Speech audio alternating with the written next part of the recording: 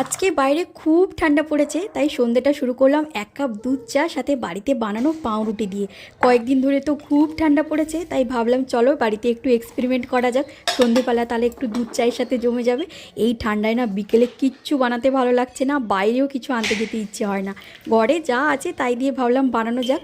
পাউরুটিটা বানাতে বানাতে না দুধ চা খেতে ইচ্ছে করলো ভীষণ। আর যদিও আমরা চা প্রেমী নয়, তবে হিয়ার আজকে খুব ইচ্ছে করেছে দুধ চা খেতে। পাউরুটির ডো যত সফট হবে পাউরুটি কিন্তু তত ভালো ফুলবে। আর তাই দেখো ডোটাকে মিনিমাম 10 মিনিট ধরে কিন্তু হাতে মাখাতে হবে। আর রেস্টেও কিন্তু বেশ অনেকক্ষণ ধরেই দিতে হবে।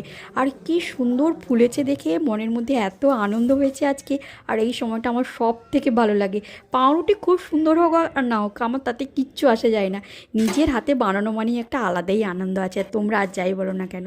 শীতের সন্ধ্যায় এইটুকু পেলেই একদম কাফি। 1 কাপ গরম দুধ চা, পাশে নিজের হাতের বানানো পাউরুটি।